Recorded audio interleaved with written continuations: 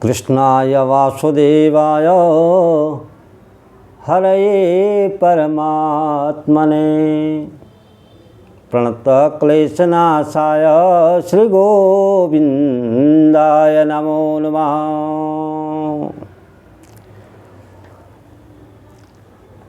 अब माता कुंती के कहने पर पांचों भाई पांडव भगवान श्री कृष्ण के साथ में क्या है, दुर्योधन की खोज में निकलते हैं।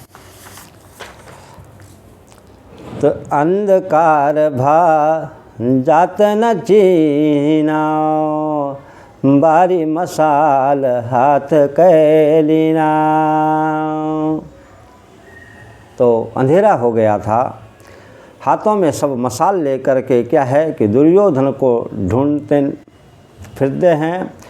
तो कुरुक्षेत्र रणभूमि में वहाँ पर क्या है कि बहुत सारे जो वीर वहाँ जूझे हुए थे, उनके क्या है कि मुकुट की मणियाँ वहाँ चमक रही है।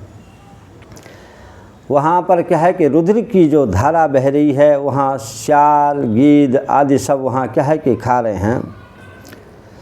तो महाराज भीमसेन पूछे तब बहनाए, दुर्योधन को देखा नैना।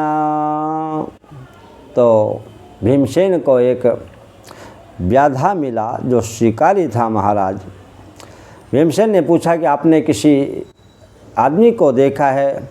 तो कई व्याध कर जोरी के भीमसेन सो बात, वीर एक देखो हतो व्यास सरोवर जात। इसी प्रकार से जो शिकारी था व्याधा, उसने कहा कि मैंने एक वीर को देखा है जो बड़ा तेजस्वी था, व्यास सरोवर की ओर जा रहा था, हाथ में गदा, सिर में मुकुट। इस प्रकार से महाराज वो गया।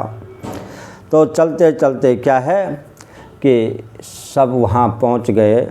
भीमसेन ने क्या है तब दुर्योधन को ललकारा पुकारा। भगवान ने समझ गए कि इसी सरोवर में, इसी तालाब में छिपा हुआ है दुर्योधन। तो भीमसेन ने क्या है कि दुर्योधन को ललकारा। तो दुर्योधन क्या है कि महाराज इस प्रकार से क्रोधित होकर के जल में से क्या है कि बाहर आ जाता है। इसी प्रकार ये कथा को हम आज विराम दे रहे हैं, फिर आगे की कथा में प्रवेश करेंगे। जय जय श्री राधे श्याम।